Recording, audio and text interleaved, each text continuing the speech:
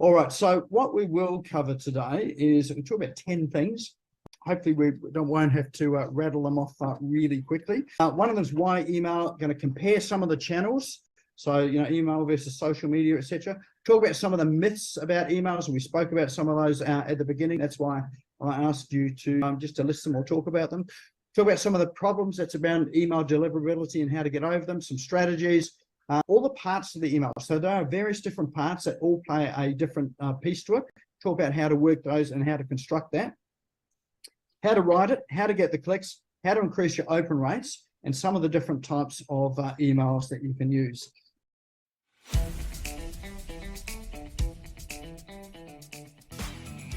This is the Business Owners Smashing It Online podcast for entrepreneurs and business owners looking for cool online tools, apps and strategies to make business easy online. My name is Nik Cree and I'm your host. Each episode features a guest expert demystifying the online universe, sharing inspirational ideas and providing tested real-world strategies to help you get the most of what's available online to grow your business today. Don't be a slave to your business, get your business working for you. Subscribe now and get some great content and ideas for you and your business today.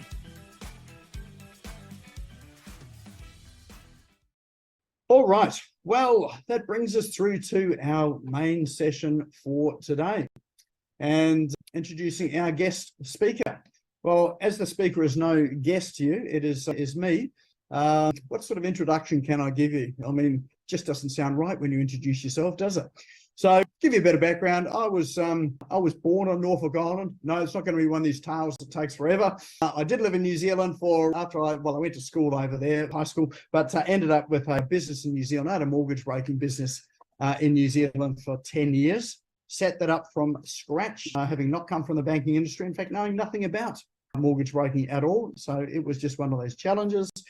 I didn't even know the banks paid commission when I went in there. So we spent the first 3 years not being paid commission by the banks and charging clients. I think, we're adding value to the whole thing, but the banks never told us they paid commission until I asked them.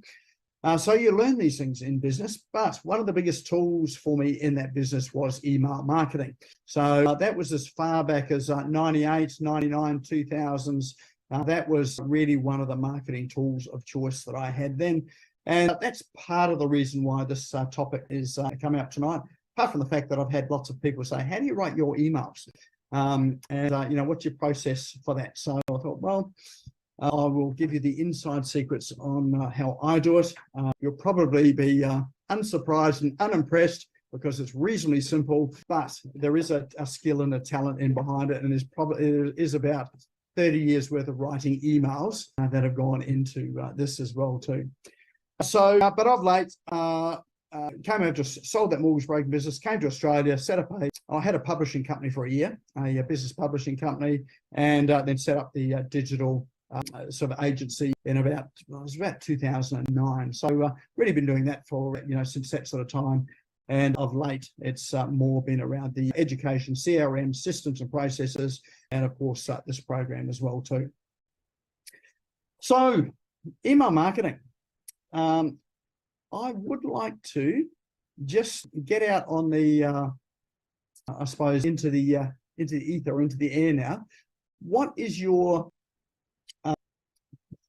opinion, I suppose, of email marketing? So what are the things that you are, say, most concerned about, or what do you hear about it in terms of it not working? What do people say about email marketing?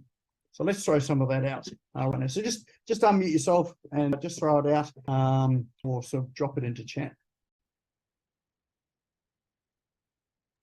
Bounce rates. Bounce rates, yes. Emails can have high bounce rates. Yep. What else? I hate spam. And Spam? I don't want people to hate me for sending spam. Okay, so people hate spam, and people think you're a spammer if you send emails. Yeah, too much. Yeah. Like I unfriended someone, not unfriended. I unsubscribed from someone that you and I probably both know one day this week after I got the third email in that day from. Perfect. All right. So that's like how many emails are too much, really? That's way too much. Yeah. Perfect. Yep. What else? Another one is people make a comparison between the open rates of email and messenger things on social media. Okay. Yep. So that correlation between email and like direct message type of things. Correct. The open rate side. Open rate. Yep. Perfect. All right. Good as gold. What else? Who here uses email marketing? Just give us a show of hands if you use it. Yeah. Anyone not use it at all or not really? Yeah. So a bit there. Okay. Sweet. Okay. I did used to many years ago. So used to many years ago. Okay. Great. Perfect. Okay. Why did you stop? I ran out of ideas. Okay. Okay. That's great. Yep. And now I've changed my business focus. I sort of got to question how appropriate it is. So I need to be careful of Yep. not to be tacky. Okay. Not tacky. Perfect. Okay. Dear consumer, has anyone died in your household this week? I'm here to help. Yes. Nick, can we make a delineation? Maybe we can help it to happen, you know. Sorry, Con, what was that, Con? Can we make a delineation here, or maybe we can cover this if we can? Yep. There's email marketing and there's direct messaging, which is like an email marketing. Let's say I do a lot of LinkedIn direct messaging. Yeah. Which uses the same principles and processes, I suppose, or methodologies like that. But one is sending to an email, one's sending to a LinkedIn profile. Okay, perfect. Is there, I'm hoping you're the expert, that there is some similarities in our approach, whether you're emailing or whether you're messaging. Yes. Yeah. Anyway, you can cover that. Okay, that's good. And there's and I will touch on that because you can use the two together as well. So I'll talk about how you use those things together. Sam. I had to unmute myself. Yes. Yes, that'll work too. So what's your question about email? Mine is probably more the opening lines. Like I might send off, say, for example, 400 emails. And my question is, I've only got about, 20% opening those emails, even opening. So I see my clicks and I see my opens and I see all the reports and everything, but I want everybody to open up their email. So that's my biggest question. How can I get everybody to open up and click? It's just because they're opening up their email, it doesn't mean they're clicking on it. Yeah. Impossible. Yeah. I know it's impossible, but there might be a little trick in there somewhere. Isn't the really good rate around 30%? That's an exceptionally good rate, Paul. Yeah. 30%. That's a really good. That's a good question too from you, Sam, because I think a lot of people have got that sort of question. How do you increase it? If we talk about industry averages, and I did speak about this a little earlier on today on the live video that I did on Facebook, is that traditionally, internet marketers and people with lists think that a 1% open rate is good. So based on that metric, if you're getting a 30% open rate, that's an exceptional open rate. So, but when we talk about 1% open rate, generally those people there have got some large lists. They've got some fairly unengaged people on your list, on their lists. They've collected it over a number of years, and they've collected it from all sorts of means. So they've just got quite a large, very general list, and so getting a 1% open rate is about what they'd expect. So it's not really about how many people are on the list that's important, but it's about what sort of quality of person you got on the list. And the quality is not about the quality of the person, but it's about what's the relevance of what you do and what you deliver and what you offer to what they would buy. So the quality is measured by the match. So what's the match of people in your list there that are likely to be interested in the sorts of things that you're offering. So having a large list is not the goal. Having a quality list is the goal. And if you've got a quality list, then you can expect to get open rates of that sort of 30%, 40% and above. I just had a look at my CRM today, just to have a look at some of the open rates in my campaigns. And I think the highest that I had was 44% open rate. that was just on the screen of the screen of recent emails, but it generally hovers around between that 25 to 40%. So that's my sort of open rate. That's nothing to compare against yours because it depends what your list is like. And all you need to do is find a bit of a baseline there, and then you can measure your emails from, whether they're getting a sort of lower open rate through to a higher open rate. But I wouldn't be too focused on that too much. Really, what's going to be important is the content of your emails, what you're writing, what you're sending out, what sort of messaging that you're putting out there. Nick, can I mention one other thing? Yes. When people are opening up their emails, are they looking at the sender or the subject line? That's a really good question. Yep, that's a really good question. In fact, let's take a poll here because that is a good question, and we'll come and cover that. Who looks? So if you look at the sender to qualify whether you to open the email, if it's the sender, just type an S. If it's no, let's do this another way around. If it's the sender, type a 1. If it's a subject line, type a 2 in chat. Which is more important, sender or subject line? So 1 for sender, 2 for subject line. So just drop it into chat.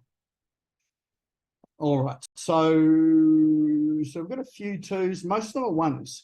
So quick poll here is that most people look at the actually sender's name. So that's the first thing for credibility.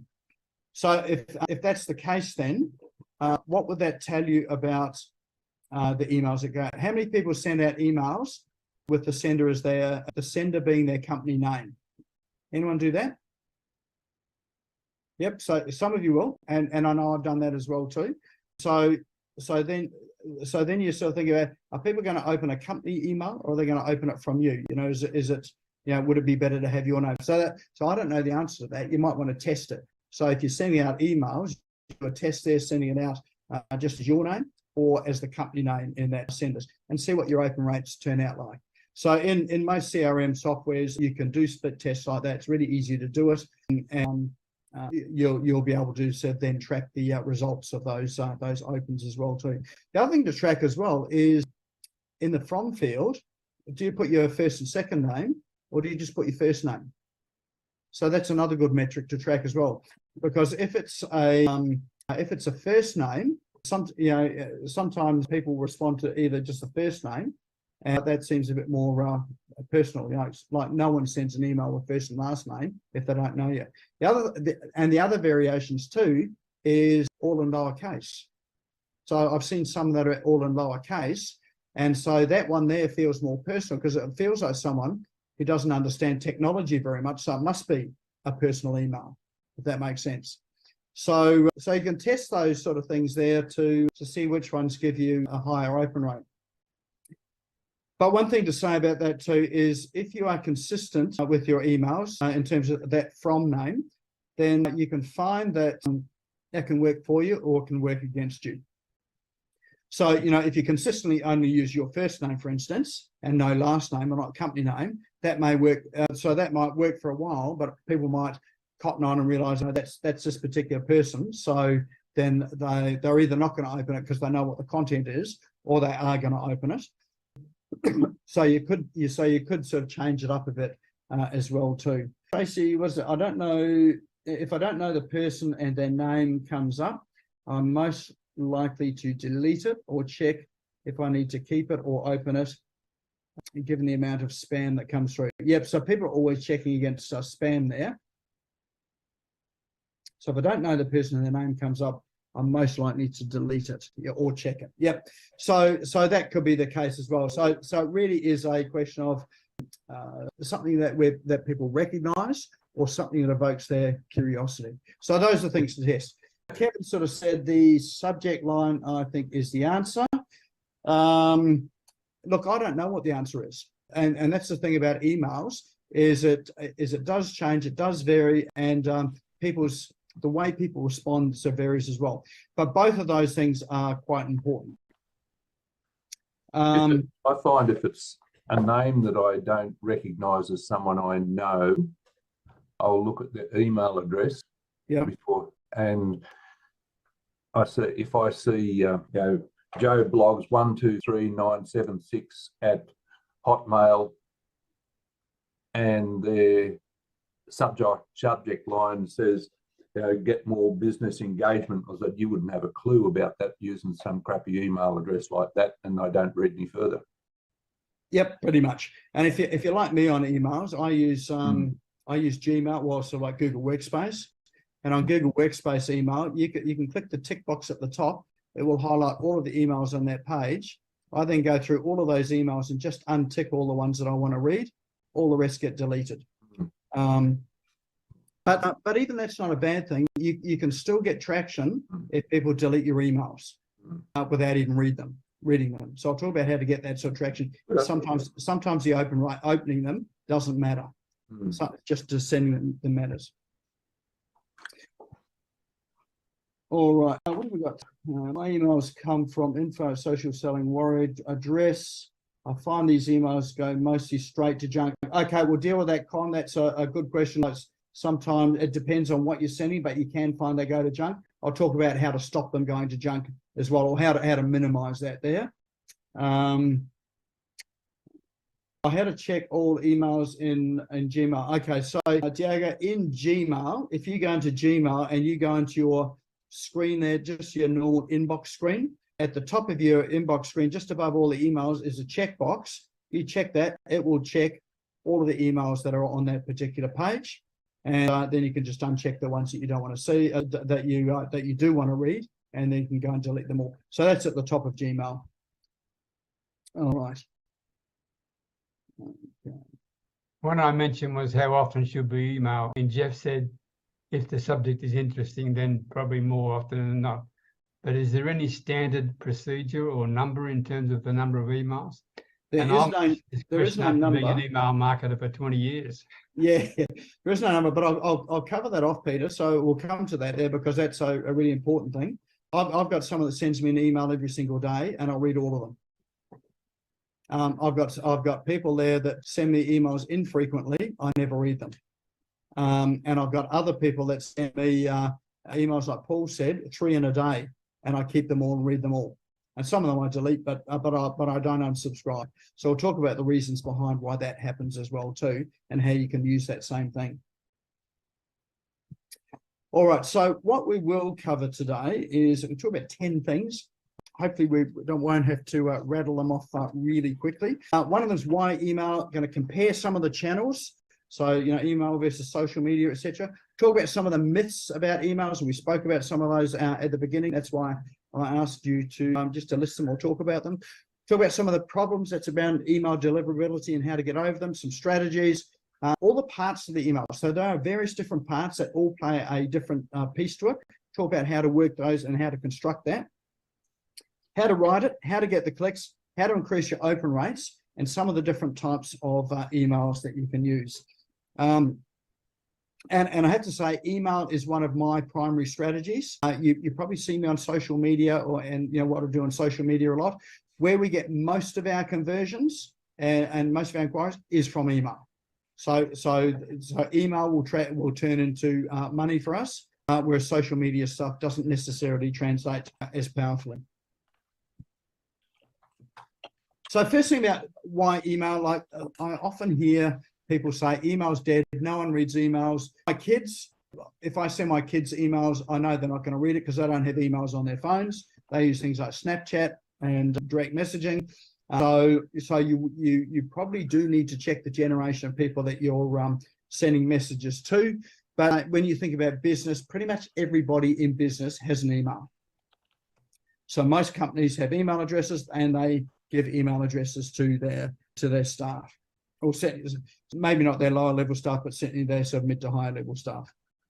So why email? Email's cheap, so it's free. So unlike ads and other types of media, once you've got your email account, all you're paying for is your email account or your CRM. You're not paying for your emails to go out. So if you've got a list of whether it's a list of 1,000 people or 500 people or a list of 20,000 people, the cost to send your email is the same. So there's no, it's not increasing, the more people you've got. Pretty much everyone has it. If you check people's mobile phones, most people have email on their phones, even if it's just a Gmail account. most people have on their desktop, particularly people that are working in that business to business market. If you're business to consumer, you can probably guarantee that most people have emails as well too. One of the other reasons too is that email is a great way to keep top of mind. I'll come and talk about that. People don't need to open their email. And in fact, you know how I just talked about how I delete all of those emails that I don't want to read. The fact is, I have to read the from name and subject line to determine whether I'm going to read it or not. So even though I haven't opened it, I've still read it and they're still top of mind. So there are companies out there that send me emails that I won't open. So for instance, this one's top of mind. Thinking about going on a cruise next year. We're just looking at some options there for cruises. And I've had cruise emails, you know, from those deal places or those travel agents. They come through to me pretty much every week. I delete them every week. But now that we're sort of talking about, you know, booking sort of cruise or two for next year, it's like now all of a sudden these emails become top of mind. So instead of going to Google to look for these cruise providers, they're already coming into my inbox. So now I'm in a position where I want to read these emails. So now I will sort of click on them or untick them so I can read them and check out the deals. So emails can be used as a way of keeping top of mind for people, particularly when they're ready to buy. So they're not ready to buy at all instances in life, but when they are, you want to make sure you're top of mind. Email is a good way to keep top of mind. And probably a good example of that is if you're in the, let's say, service-based, let's say real estate. Not everyone buys a house every week, but they will buy and sell at least every 5 years, I think is the stat. I might have that wrong, but around about then. So if you keep on landing in someone's email box, they're not ready to buy and sell. They might just delete your emails, but the time when they're ready to buy and sell, then they're going to start to open them. Does that make sense? So you just use it at, you know, at that top level marketing. The other reason why email is, when you look at the email clients, more and more people these days have got either Gmail or Outlook. So those providers there are very few people that have emails outside of that. There are what we call cPanel emails, so people with websites that use cPanel. There are still a chunk of people that are using emails through that sort of system. They are becoming fewer now because of the security risk. When you talk about malware and hacking, generally, you know, cPanel is a vector for that there. So a lot of those, particularly businesses, are tending to migrate to things like Outlook or Gmail or Google and Microsoft, which is Gmail and Outlook. And then, of course, most websites have the facility to email as well too. So even though it's not going through an email client, they still end up in an email box. And one thing I would say is that a CRM is an absolute must. So CRM, customer relationship management system, if you don't have one, then and they're reasonably cheap to have. You know, they're really, you know, sort of call it, you know, $50 to between $50 to $200 a month to have it. If you've got a small list, you'll be paying under $50. If you've got a larger list, then you might be paying around that $200 mark for most of us. So absolute must. The reason why it's a must is it's the one channel that you can guarantee to get a message out to someone that will reach everybody. So if you put it out on social media, only 3% of your people are going to get it, you know, based on, let's say, Facebook's algorithm these days, they're only going to deliver it to about 3% of the people. With email, you can get it to 100% of your people. Whether they read it or not, it's another story. So we'll talk about how to get them to read it. But in terms of delivering it, you are in control of that. If you're using other channels like social media, then you're at the mercy of them. If you're using something like direct messenger or you know, some DM messages, again, you can't email them or you can't message them all. So if you do that on Facebook, that's a quick way to get yourself blocked. I think it's probably the same on LinkedIn as well too, that when they limit the number of messages that can go out. So that's no good if, for instance, you've got an important announcement and say a critical announcement, then you want everybody to get the email. Or if you're running let's say, what have we got coming up? We've got Black Friday and Cyber Monday. So, you know, if you're participating in those sort of programs, or Valentine's Day or New Year's Day, whatever, and you've got promotions to go through there, You want to get out to your entire list, not to just a very small segment of the list, or for it to be, governed, so to speak, by the social media providers. So CRM gives you a lot more control around all that. And I'll talk about how to use that with your direct messaging as well too. If we compare the systems, so email versus social media, as I say, with email, 100% delivery, social media, then you're talking about 3% delivery. With ads, email versus ads, so you can pay for, on your social media or Google ads, but of course, they're going to cost you money. So every click on your ad is going to cost you money. So that's what really limits you in delivery. So you might have a budget there of say $100 a day or $50 a day. As soon as that budget is exhausted, and that might be 5 or 10 clicks. So that means you might have reached, let's say, 1,000 people, because the impressions might have been 1,000, but you might have only got about clicks. So your budget there dictates how many people get to see your content or see your message there.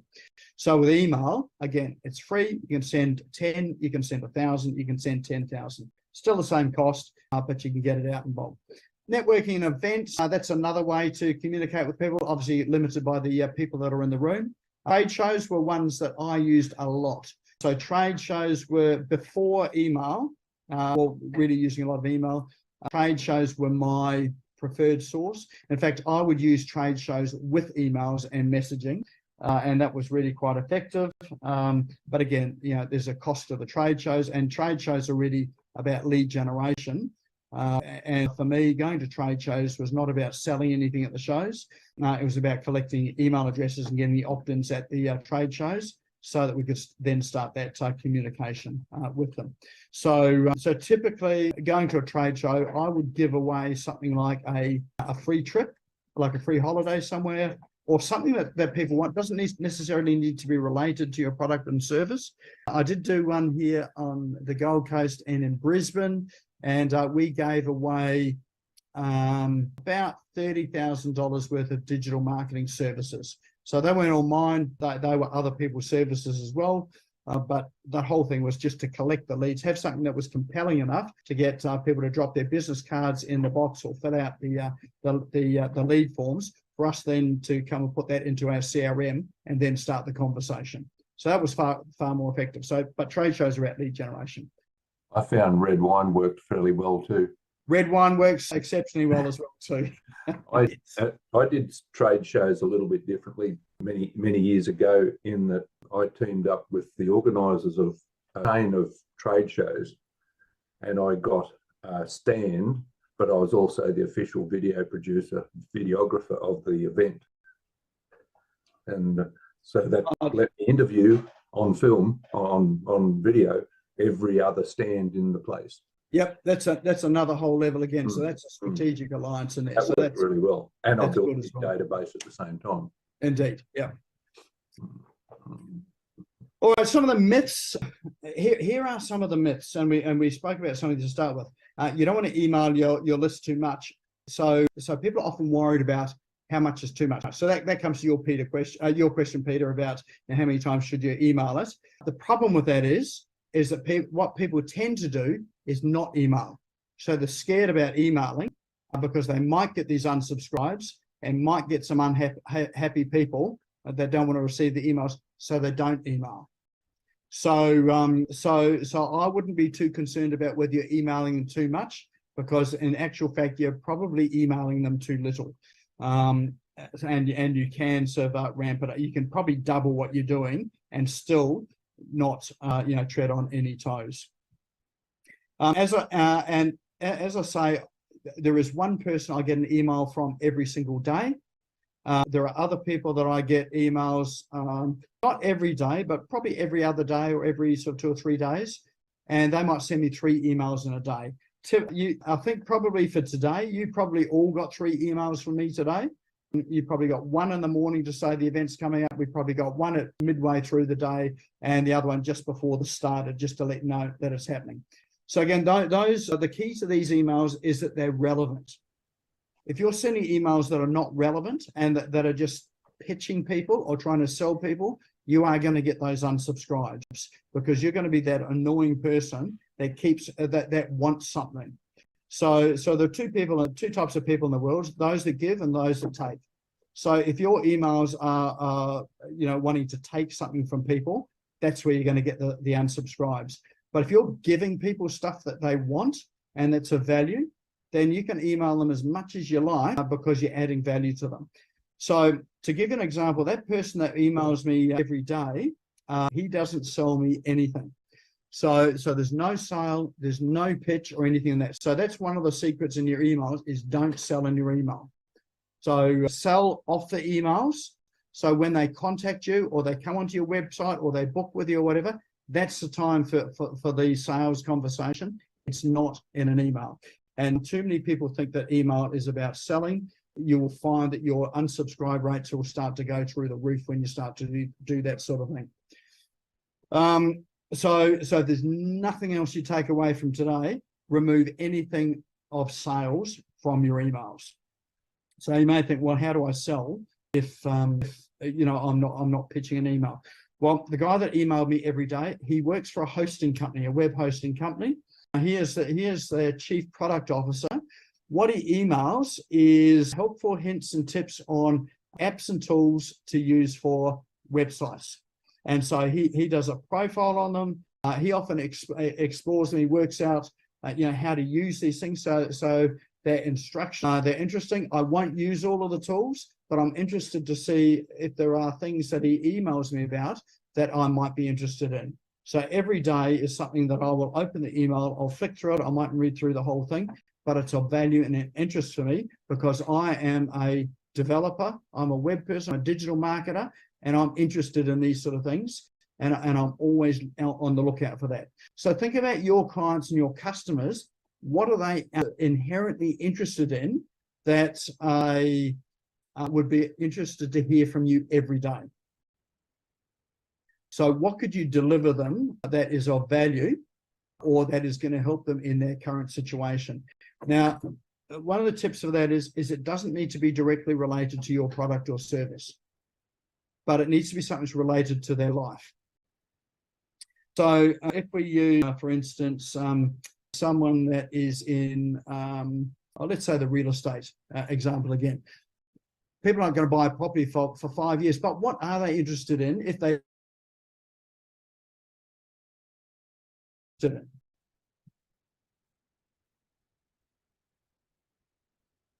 Well, one thing I know they're interested in is Sam. Generally with my emails, I give them updates on how to brand yourself with the power of photography and how to use your photos correctly. You should be facing this way, not that way, and all that sort of stuff. So my emails are more educational. Perfect. So are your clients predominantly people in business? Yes, all of them are. Okay, and are they people that are wanting to either grow their business or get more leads or make more money?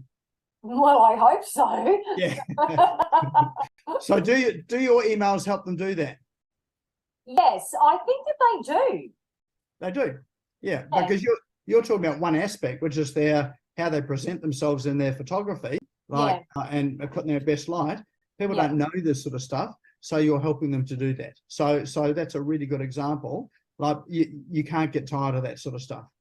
Yeah, no. So mine is educational. I might have a few buttons that say book here or call me now or whatever, but they're never anything that's huge in sales. It's more educational or showcasing somebody's story. Perfect. So you're not selling anything. You're giving them information, educating them, teaching them. But you do have if you're interested to find out more or whatever, or book now, you've got that on the bottom of your email. Yes. Yeah. So that's a call to action. That's not a sales pitch, which is great. So you're giving the information and people can't tire of that sort of stuff. And I know they can't because I get your emails and I do open yours and I do read yours. And what's your honest opinion? I mean, I'm happy for constructive criticism. They're great because they do exactly what you're talking about. And like when you talk about media, that is one of my primary vehicles on video and on photography or images. And it's not that I'm necessarily going to go to you to get all my photos done. What I really want to know is, how can I present myself in the best possible way that's going to be compelling and not make me look like a dweeb when other people are photographing me and when I'm photographing myself. Yes, yes. And I just want to show that picture of that I'm the go-to person. Even if you have a question, you know, I'm not going to do a big sales pitch. It's just about helping you and educating you. Yep, that's perfect, because when I want to go and get professional photos done for something, who am I going to think of? Well, me, of course. It is. You know a lot of photographers. I know you know a lot of photographers, but yeah, I do get the point. Well, I have to say, Sam, there are only 2 photographers that I ever consider going to. One of them is Brad Delaney, who's the headshot guy. Yep. Because I've had my headshot done with him for years, and he's a mate of mine. He's been on the show as well. The other one is you, because but for the reason is because you send those emails through that are non-salesy and their information. That's why I read them. So you've positioned yourself as the expert. Okay, all right, that's great feedback. Thanks, Nick. Yeah. So I think it's a really good case in point. If you think about how do you position yourself as the knowledgeable person in your industry by giving people helpful and educational information. If you're doing that, you can't email people too much. Yeah, okay, great. So Paul, I'll come back to you there. I was just thinking, because Tracy's on screen at the moment, Tracy Tomlinson. So she talked about the early part there about these invisible blocks that we don't see, in ourselves, that stop us doing things in life.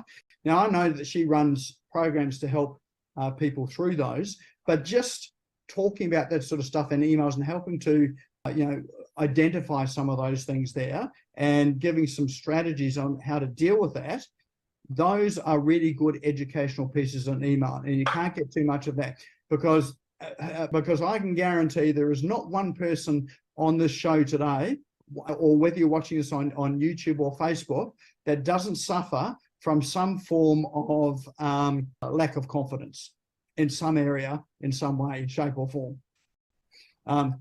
Mind you, there are the odd person that's like that. There are sort of terms for them, but most people suffer from that. So if you're able to give me some things that are going to help me overcome some of those obstacles that I've got, then and I get those every day, every week, at the time that I've got a serious issue that I need to deal with, or I get a call up from a major TV network because they want to feature me on the show, I'm going to be saying, so that's when all the confidence issues come up. Who can help me with that? I'm going to go to Tracy, because I know what she's told me in the past through her emails. I have confidence that she can help me in this here. Does that make sense? So think about what it is that you do, and it's not what you do, but the solutions that you offer that you can help people with and give them that information, the education. So Paul, you were going to say. Yeah, just sort of from Sam's thing there. There's one email that I get from a camera store where I've bought SLRs and video cameras over the years, and lenses and things from time to time. And I'm a Canon guy. I shoot people with a Canon, so I will never unsubscribe from them, because in every email there will be what this week's specials are. And if they're doing Sony or Nikon, I don't care, and I'll sort of maybe delete it. But when there's Canon, I'll always go in and I'll look at every item on there. Now, that seems a bit salesy, but they will also have their tips and tricks like you do, and they will have competitions, and ask a question and give like a multiple choice, and then next week they'll answer it and say, did you guess what the answer was about a photographic technique or something like that. But yeah, there's some good tutorials on there like you're giving away, and that makes good content, good reading. Whether or not I want to buy a new Sony lens to put on my Canon, no, I don't. Thank you very much. Yeah. So they know their audience, they know what they're interested in, they give them what they want. For me, I give out some of the tools and tips that I've got, great email content for that as well. I could probably do more of that sort of stuff. Yeah. All right, so don't worry about emailing your list too much. It's about, are you emailing? Is it relevant and does it help them? Subscribes. The best thing to do is turn off the notification you get by email of unsubscribes to you. That is just a depressing statistic. So, and it's unnecessary to subject yourself to that there. What you need to focus on is making sure you've got enough people coming in the front end. Go into your CRM in the back end and check the unsubscribes. And all you're checking for the unsubscribes is, have they increased, have they decreased, and just looking at the emails that you've sent out to see which one got them, what really triggered the unsubscribes. And that will help you to sort of understand really the relevance of your emails. No one opens emails. Well, that's not true. You'll get that open. It's just that it just doesn't look like a lot of people open your emails.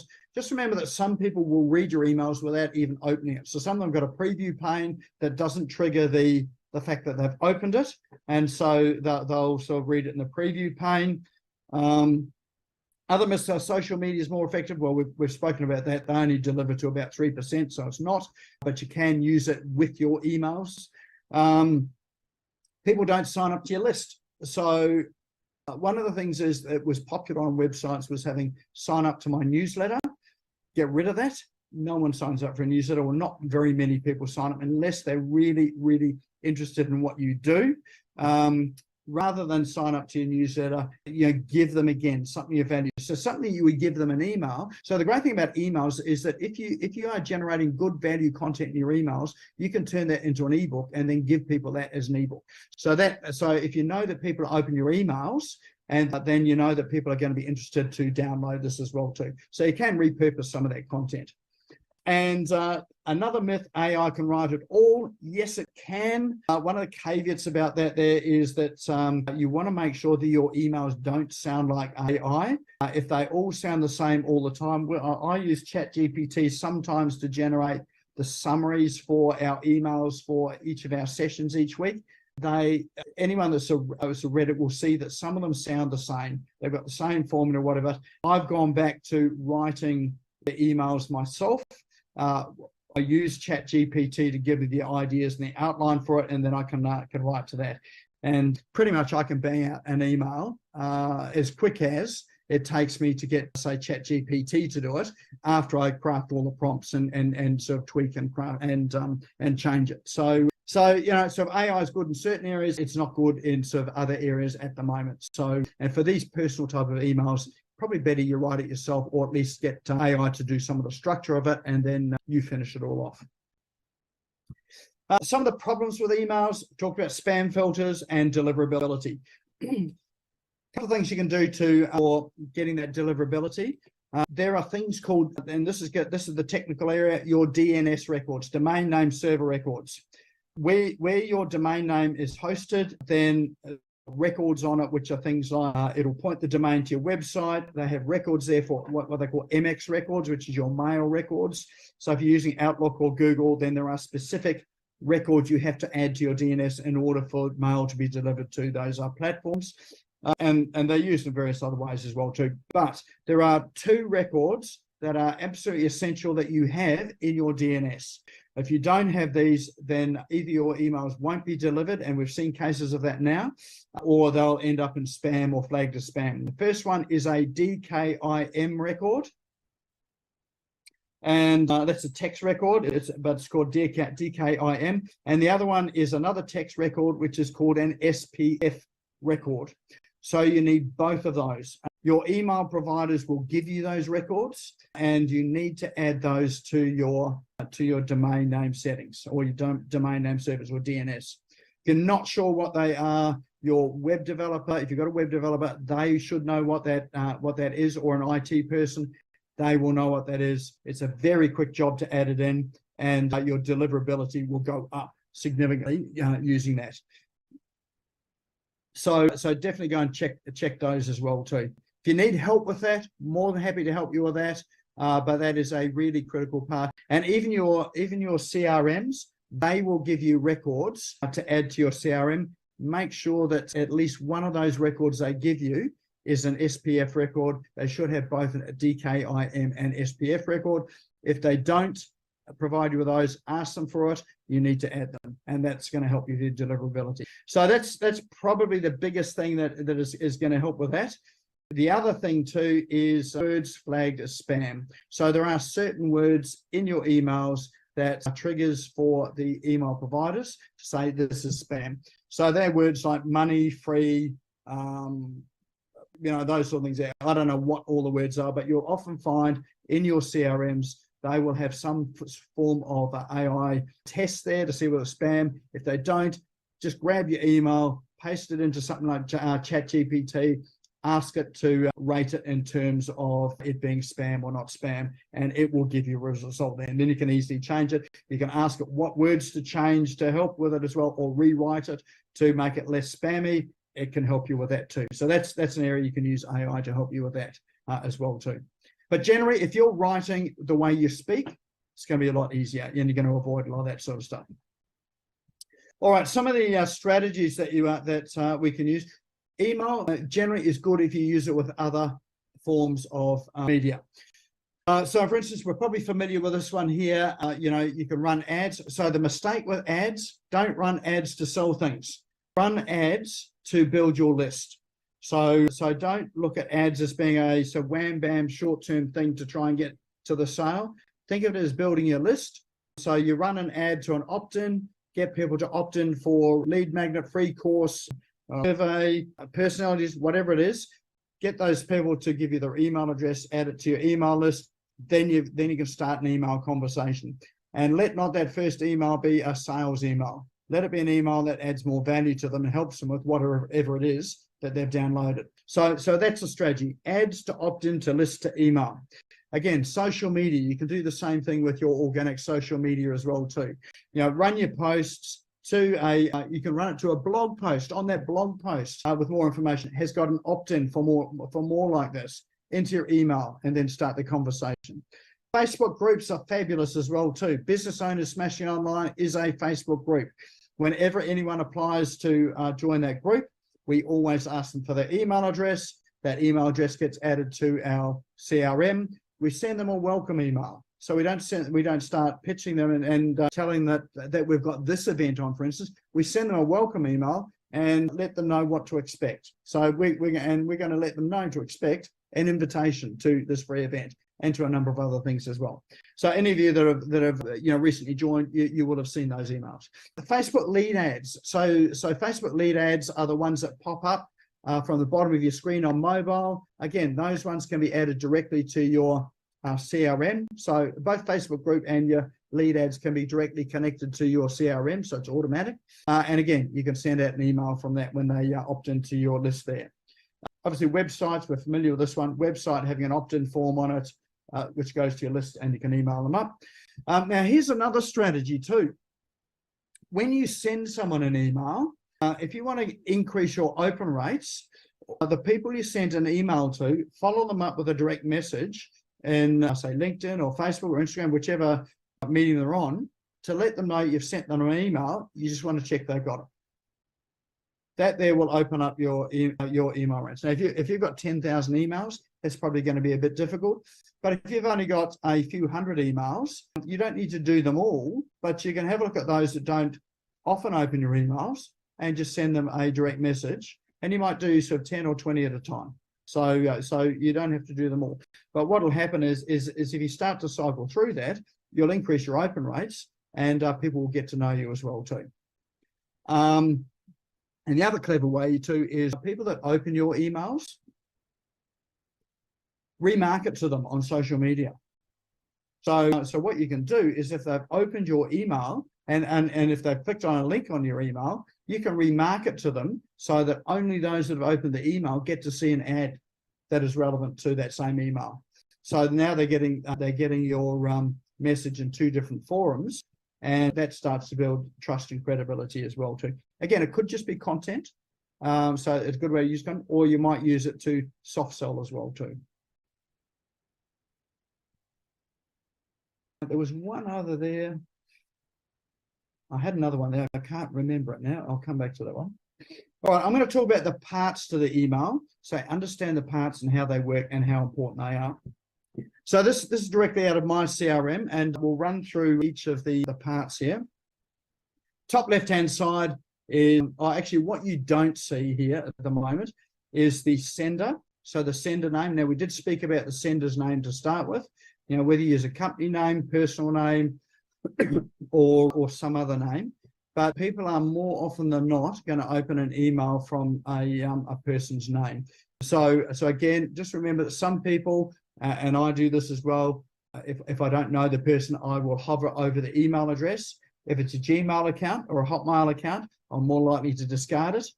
If it is a domain email account like Social Selling Warriors that Con had, I'm more likely to open that because that's going to be more legitimate, so it lends more credibility to it. And the other thing that lends credibility to it too is an email address that is not info, admin, sales at, or any of those there, but an email address that is like Sam at, or Peter at, or Casey at. Those are more likely to get open because there's a person attached to it, not a role. So it's better to have a personal email. They get targeted for spam filters too, more often. The info, yeah. Those ones. Yep. So they are a trigger for spam filters. So you're less likely to end up in spam filters if you're using your personal name. Yeah.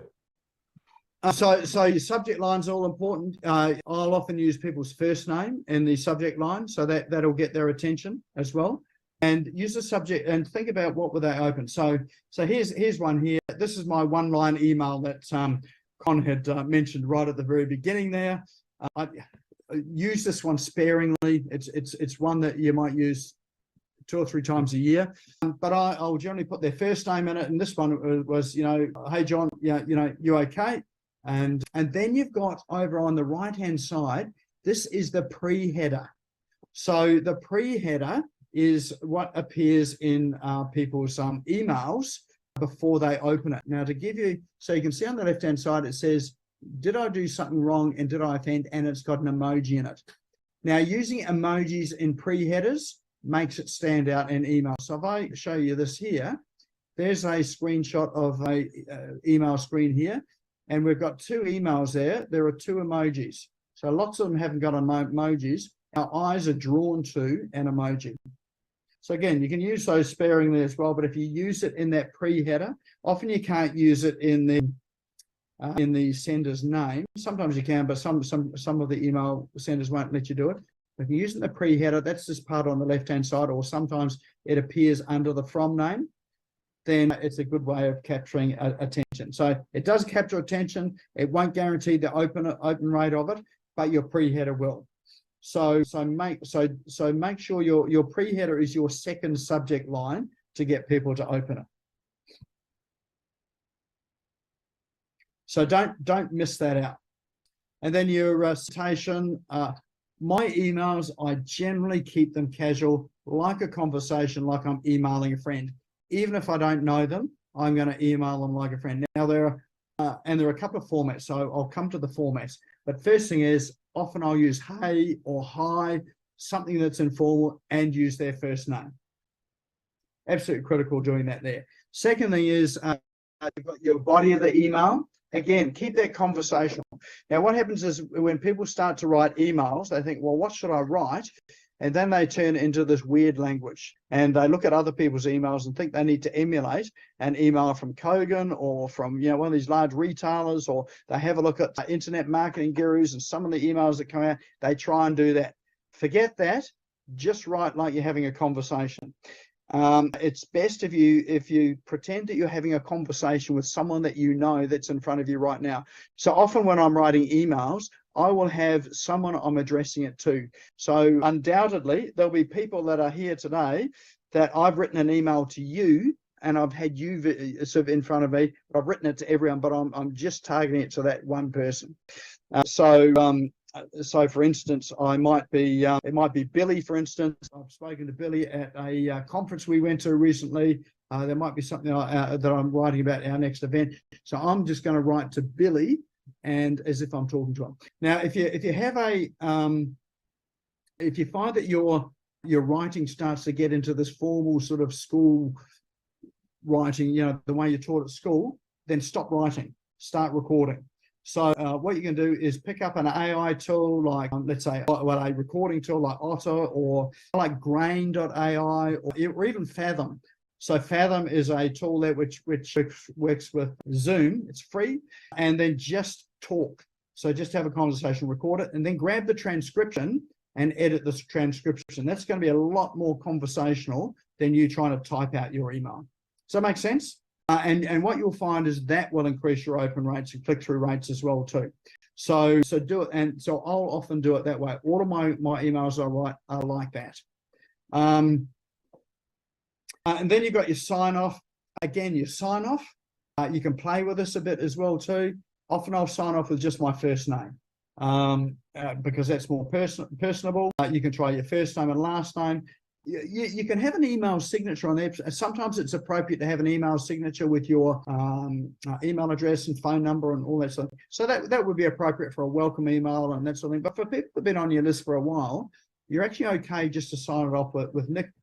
Or with your name, your first name. That's a lot more personal than your full name and your full details. They already know what your website is. They already know what your email address is because you sent it to them from your email address. So just keep it casual. One of the most important parts of your email is the PS. Often what people will do is they'll read the hey in their first name, the subject line, the first name, they'll skip to the bottom. And so put your most important information in the PS, like your call to action. So that's a good way to get that click-through rate. And you can have two PSs as well too. So don't be afraid to have a couple there. So you'll notice the email is conversational. There is no sales pitch. It is personal. And if there's any call to action, generally there's a call to action, but it's a soft call to action. So this soft call to action is just a link in the PS. I haven't even got the link in the body of this particular one because I want them to reply. And in fact, this text here, how are things? Haven't heard from you for a while. Hope everything is good. That is a call to action because it's a question. It's inviting them to hit reply. And I'll often get replies on my emails that go out to my database. The other thing too is you'll notice this email is written like an email. It's got no images in it. It's got no fancy bits in it. It's got no branding. It's got no logos in it, anything like that there. It's written as if I've just typed an email out to someone in my email program. That is quite deliberate. So we're not looking for professional corporate emails. That might be suitable for, your large corporate companies. But if you want to get them opened, don't bother about using, sort of logos, brandings, and images in it. They already know who you are anyway. And if they don't know who you are, then they'll go and search for you and find out who you are. Does that make sense? Yep. So I'm giving you the emails in the world of Nick. This is how I do them. This is what works. This is what gets me the 30 to 40% open rate. Hey, Nick, I put a question in the box. I noticed you don't put anything like regards, kind regards, cheers, see you later. Or you guys just go Nick? It depends. Like I play with those. Okay. Often I'll use warm regards. Sometimes I'll say, see you there. Look forward to catching you there. Something like that there. So again, I use something pretty informal usually. All right. But is it important to use something like that or just name? What's your feeling on that? Is that fluffy? You might have someone say, is that fluffy? Yeah, look, it depends how well you know your database or how well they know you. If they know you well because you've emailed them a lot, like my database in my CRM, they tend to know me well because I email them every week.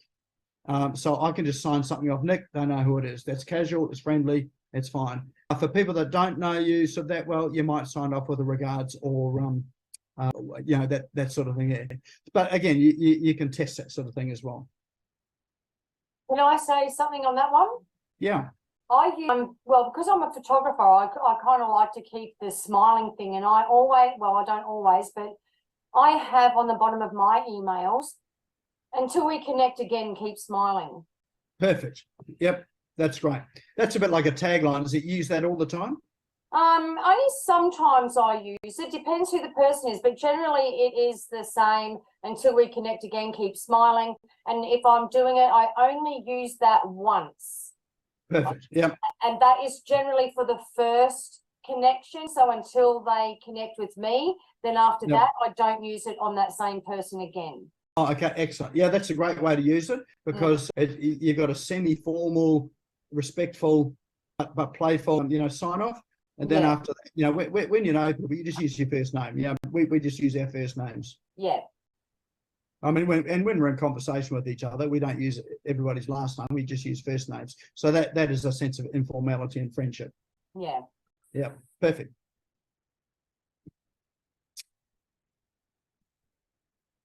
All right. All right, writing emails. So this is just a summary of what I've talked about. Conversational, personal, write to one person. Use incorrect grammar. Don't worry if you're not grammatically correct. We don't speak grammatically correct. It's okay to use that. Often I'll use 3 little dots to finish things off, start sentences with an and, that sort of thing there. So again, that's conversational. Use emojis. Again, emojis are things that people are familiar with. It also interweaves with social media, and it's fine in emails as well too. Oh, there you go. Sign off first name only. So with that sort of, I would add what Sam has just talked about there. For the first one, you might have your sign off and then first name only. Use an ordinary email, not your HTML emails. 1 sentence paragraphs. Don't write long paragraphs. People tend to skim these days. So if you've got 3 sentences, turn them into 3 paragraphs. Again, it might not be grammatically correct, but you'll get people reading it because they'll skim it. Transcribe as you spoke about that, and no logos and branding. And big thing, don't sell. Remember, you're adding value, you're giving them stuff. They will come and seek you out when they want to buy stuff. You don't have to sell and pitch to them to sell stuff. That'll only put them off. All right. How do you increase your clicks? Someone asked a question about whether you should use images and things in your email. Generally, I don't, unless it's going to help with sort of adding the values. So if it's an instructional thing, so, here's an image here. I might use this in an email if I'm, providing some instructions on how to do something. So that sort of thing's fine. A meme is probably okay. I think, again, Sam, with photography, you might use some images in there just to showcase some of what you've been doing, or some case studies or whatever. The other good thing that you can do if you want to get those click-throughs is put a video in. Now, you can't put videos in emails, but what you can do is you can grab a snippet of a video and turn it into a GIF image. You can paste that into your email, and it will look like it's playing. So when people open it, they see the movement in behind the video. You link that GIF image to a video either on YouTube, Vimeo, or your website. They'll click on that, then they'll go and watch the video. So that's a good way to get people to click through. And if you're not quite sure how to make those GIF videos, reach out and I can show you how. I did have a tutorial on that, I think it's a couple of sessions back as well too. But again, URLs, you can sort of link a word, an image, a video, or just the straight URL. You can put those in as links. Other ways too is if you put a text, if you ask for people to respond and you have an image of a text box in there, which looks like they can write in it, but you link that to a form on your website or a form on Jotforms or whatever, you can get them to click on that, and as if they're filling it out, then it will take them to the form to complete the form. You can also use that for things like asking for reviews. If you're asking for a review, you can put 5 stars in it as an image on your email and ask them to rate you by clicking on the star. When they click on the star, that link takes them through to Google reviews or Facebook reviews or LinkedIn reviews. So you can do that sort of thing as well too. That'll get some of those click-through rates. The other big thing too is send your email again to people that don't open it. So some email systems will allow you to do that. So I use Drip. Drip allows you, if people haven't opened your email after 2 days or 3 days or 4 days, you can instruct it to send that email again to people that haven't opened it. That there in itself will almost double your open rate.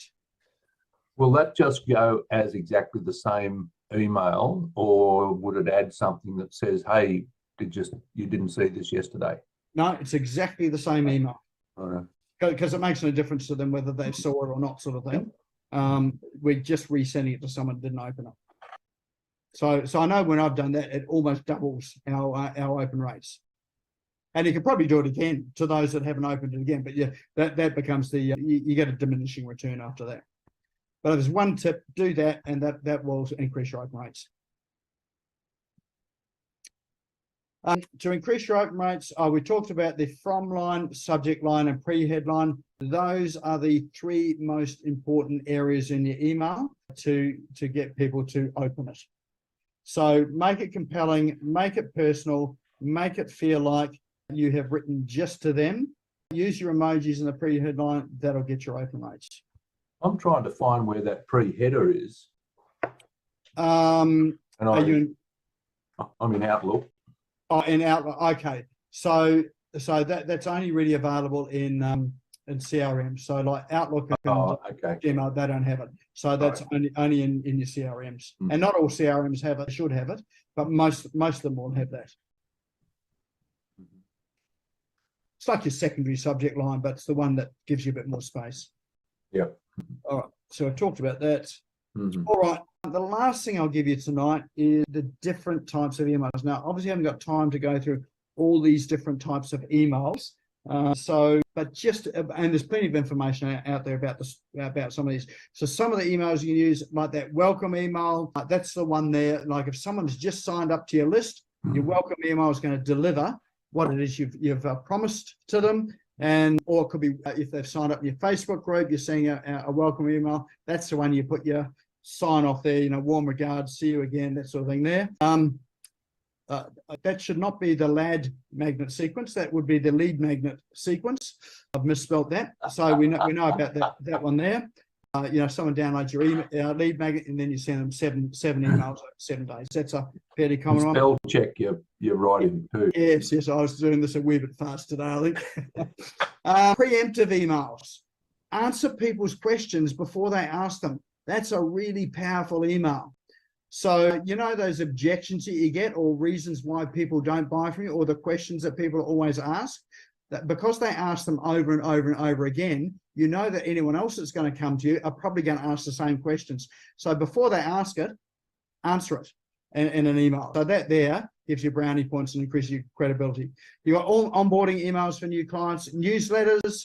They're sort of, probably not quite so important, but I'll come back to that newsletter. One-line email, that was the one that spoke about, how are you? But it doesn't even have to be that. I've seen other one-line emails that if someone's expressed an interest in your product and service, you can send them out a one-line email and says, are you still interested in getting a funeral done?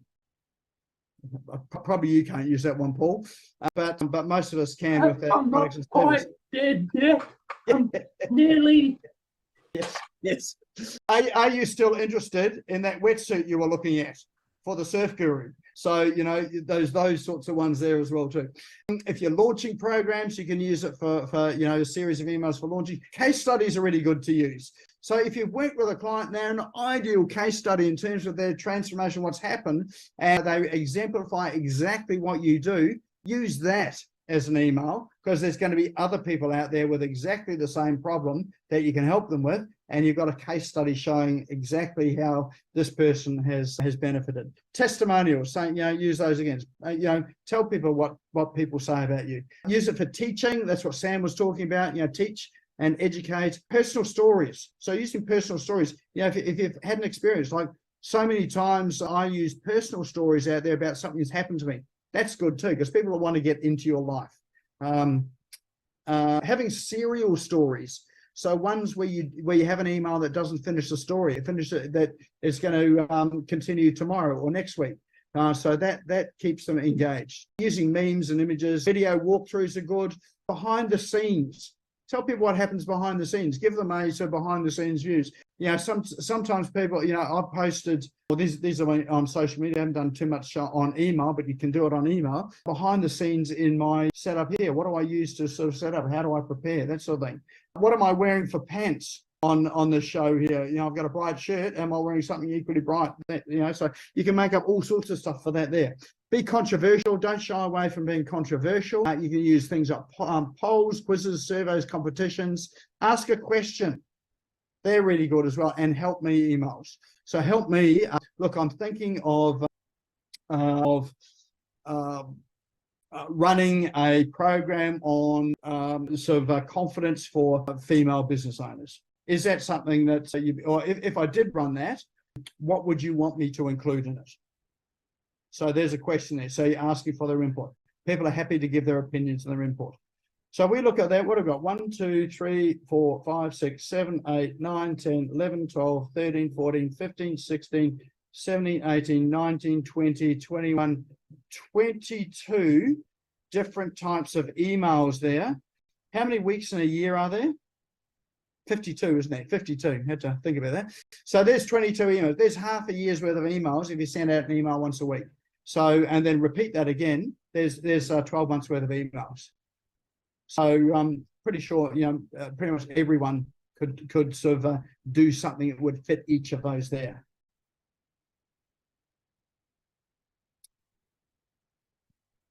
Has that helped with sort of some of the how to use email and some questions about that? One thing you haven't touched on, and Yep. I don't know whether you still will, but looking at the time, you probably won't. And I thought of it when you were talking about those DNS records that you have to put in, which are necessary if you're sending a heap of emails from your own email pop account. But isn't that the reason why we use things like MailChimp or those type of things to bulk send lots of emails? And does the CRM achieve the same thing if the CRM is emailing for you? Because they get away with as being trusted senders, so they don't get hit with all the spam blockages and stuff. Yeah. So if you're sending out bulk emails from a Gmail account, Google account, Outlook account, you are more than likely going to get blocked as a spammer. So and you'll get blocked from the provider's end rather than the other end. So so don't do that. If you're bulk emailing, you need to really do it from a CRM. The reason why CRMs are able to get that deliverability is they spend a lot of money on maintaining reputation. You can connect your domain to it as well too, but that's where it's really important to have those DNS settings in there as well to verify that you sent the message, it's not spam as well. Yeah, okay. Yeah. Thanks. Excellent. Thanks, Ron. Thanks, Roger. Excellent. All right, well, that's all I've got for you tonight, unless you've got any questions. Have I not covered anything, or are there any questions that you've got?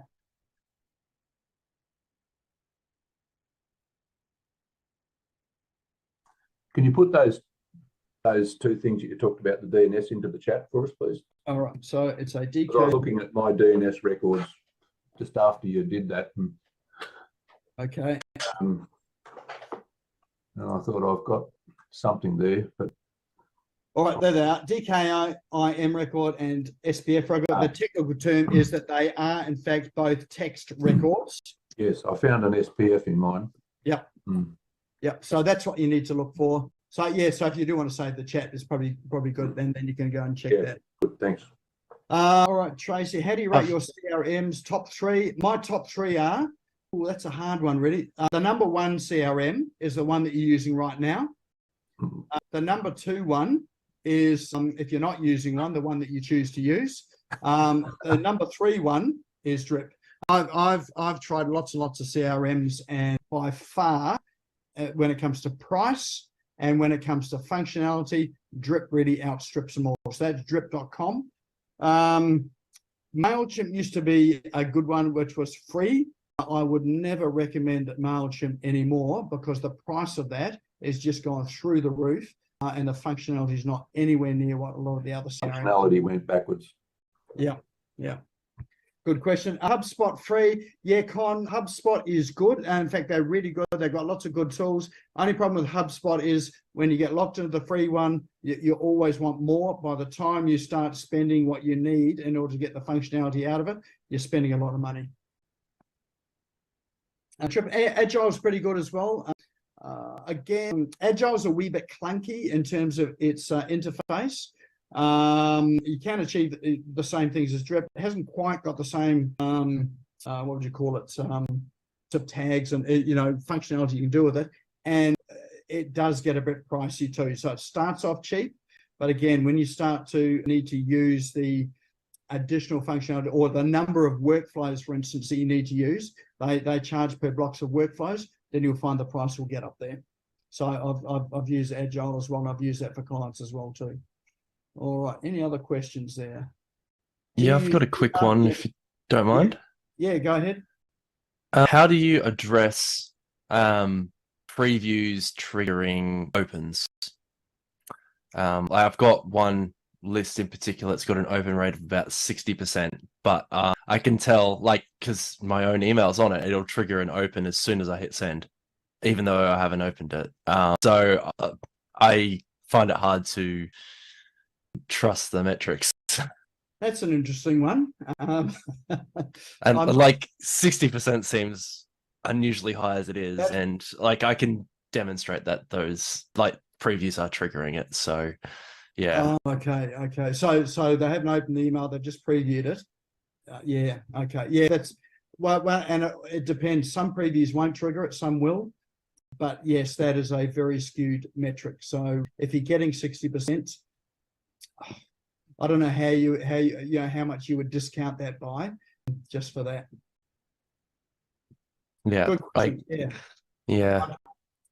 Like judging by the kind of list that it is, I like 40% is probably expected, but yeah, and just judging by the number of people who don't take action on some of the things that are sent in it and stuff, it just makes me wonder what the metric would actually be and how I could combat that. Yeah, I'd have to think about that one. There's probably some ways of doing it. I just don't know at the moment. I haven't struggled. Like if it's 60%, I would expect that's a transactional email open rate. But anything over 40, I'd start to question. If I think of a way that I can handle that, I'll let you know. But good point. All right. Any other questions? Active campaign. Yeah, active campaigns another good. ConvertKit. Yeah, that's another good one as well too. Both of those are fine. Yeah.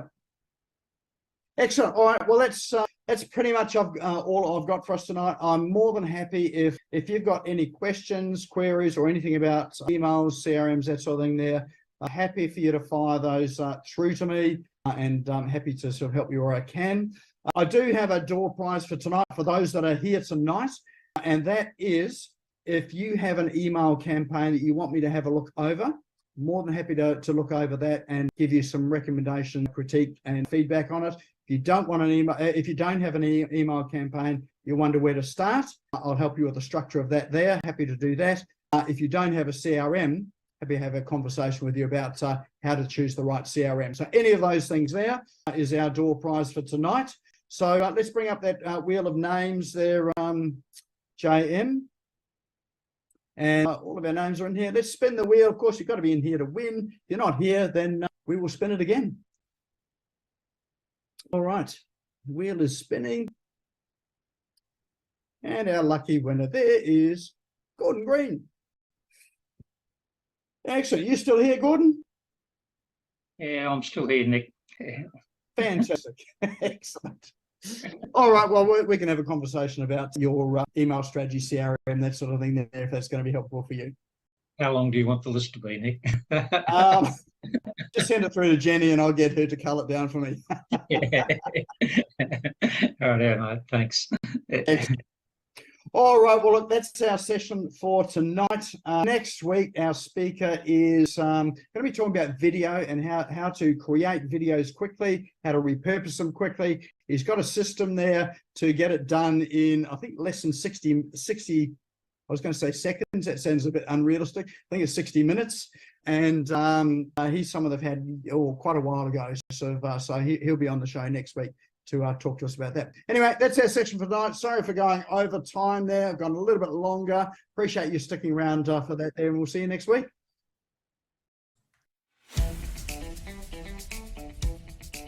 Thank you for tuning in and listening to the Business Owners Smashing It Online podcast.